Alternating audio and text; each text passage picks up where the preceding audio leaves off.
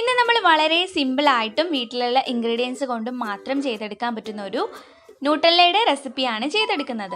ഇത് നമ്മൾ സാധാരണയായിട്ട് ഹേസൽ നട്ട്സ് ഉപയോഗിച്ചിട്ടാണ് ന്യൂട്ടല്ല ചെയ്തെടുക്കുന്നത്. ഹേസൽ നട്ട്സ് എല്ലാ സ്റ്റോറിലും അവൈലബിൾ ആകണമെന്നില്ല, അതുപോലെ എല്ലാവരുടെ കയ്യിലും ഉണ്ടാകണമെന്നില്ല. അപ്പോൾ വീട്ടിലും നമുക്ക് സ്റ്റോറിലും അവൈലബിൾ ആയിട്ടുള്ള ഒരു ഇൻഗ്രീഡിയൻസ് കൊണ്ടാണ് ഇത് ചെയ്തെടുക്കുന്നത്. അതിനായിട്ട് 1/2 കപ്പ് പീനട്ട്സ് എടുക്കാം. ഞാൻ കടല വെച്ചിട്ട് ഒരു വട്ടം ചെയ്ത് നോക്കിയിട്ടുണ്ടായിരുന്നു. നന്നായിട്ട് റോസ്റ്റ് ചെയ്തിട്ടാണ് എടുത്തത്. എന്നിട്ടും എനിക്ക് നല്ല പോലെ പൊടിഞ്ഞ് കിട്ടിയില്ല. അതുപോലെ നല്ല തരിതരിയായിട്ടാണ് കിടന്നതും. ആ ഒരു ടേസ്റ്റ് കിട്ടിയില്ല എന്ന് തന്നെ വേണമെങ്കിൽ പറയാം. അപ്പോൾ എന്തുകൊണ്ടും നിങ്ങളിത് ട്രൈ ചെയ്ത് നോക്കുകയാണെന്നുണ്ടെങ്കിൽ ഹേസൽ നട്ട്സ് ഇല്ലെങ്കിൽ കപ്പലണ്ടി എടുത്തിട്ട് ചെയ്യുന്നതായിരിക്കും നല്ലത്. ഇപ്പോൾ ഇത് നന്നായിട്ടൊന്ന് ചൂടായി വന്നിട്ടുണ്ട്. ഇത് നമുക്കൊന്ന് തണുക്കാനായിട്ട് മാറ്റി വയ്ക്കാം. ഇനി ഒരു ജാറിലേക്ക് 1/4 കപ്പ് പഞ്ചസാരയാണ് ഞാൻ എടുത്തിട്ടുള്ളത്. ഇത് നന്നായിട്ട് ഫൈൻ പൗഡറായിട്ടൊന്ന് പൊടിച്ചെടുക്കാം. ഇനി നേരത്തെ നമ്മൾ തണുക്കാനായിട്ട് വെച്ചിരുന്ന കപ്പലണ്ടിയുടെ തൊലിയൊക്കെ കളഞ്ഞ് നല്ല വൃത്തിയാക്കി എടുത്തതിന് ശേഷം നമുക്ക് ഈ ജാറിലേക്ക് ഇട്ട് കൊടുത്ത് നന്നായിട്ടൊന്ന് നിർത്തി അടിച്ചെടുക്കണം കേട്ടോ. ഇല്ലെങ്കിൽ നല്ല രീതിയിൽ പൊടിഞ്ഞു കിട്ടില്ല.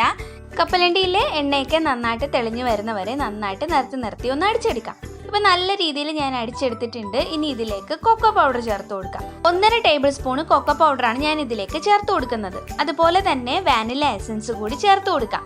ഒരു ഫ്ലേവറിന് വേണ്ടിയിട്ടാണ് വാനില എസൻസ് ചേർത്ത് കൊടുക്കുന്നത്. അതുപോലെ തന്നെ ഞാൻ ഇതിലേക്ക് 1/4 കപ്പ് കോക്കനട്ട് ഓയിലാണ് ചേർത്ത് കൊടുക്കുന്നത്. കോക്കനട്ട് ഓയിലിന് പകരമായിട്ട് നിങ്ങൾക്ക് വേണമെന്നുണ്ടെങ്കിൽ ബട്ടർ യൂസ് ചെയ്യാം. കോക്കനട്ട് ഓയിലിൻ്റെ സ്മെല്ല് ഇഷ്ടമില്ലാത്തവർക്ക്. ഇതുകൂടി ഞാൻ മിക്സിയുടെ ജാറിലേക്ക് ഇട്ട് നന്നായിട്ടൊന്ന് അടിച്ചെടുത്തിട്ടുണ്ട്. ഇനി ഇതിലേക്ക് 1 ടീസ്പൂണ് മിൽക്ക് മെയ്ഡ് ചേർത്ത് കൊടുക്കാം. ഇല്ലെങ്കിൽ ചോക്ലേറ്റ് മെൽറ്റ് ചെയ്ത് ചേർത്താലും മതിയാവും. ഇനി ഇത് മിക്സിയുടെ ജാറിലേക്ക് ഇട്ട് നന്നായിട്ടൊന്ന് അടിച്ചെടുക്കാം. അപ്പോൾ ഇത്രയേ ഉള്ളൂ, വളരെ സിമ്പിളാണ്.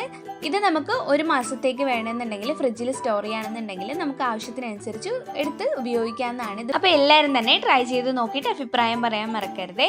അതുപോലെ ഒരുപാട് പേര് ഹായ് പറയാൻ പറഞ്ഞിട്ടുണ്ടായിരുന്നു. അവരുടെയൊക്കെ പേരിപ്പോൾ ഞാൻ എടുത്ത് പറയുന്നതാണ്. Murali Krishna, Nisha Sibi, news world, Pithus corner, Naseem vlogs, Thanseer, Fathi Farooq, Angel N Varghese, MB creatives, Baida Naseer, Farhana Farooz. അപ്പോൾ എല്ലാവർക്കും ഒരു ഹായ്.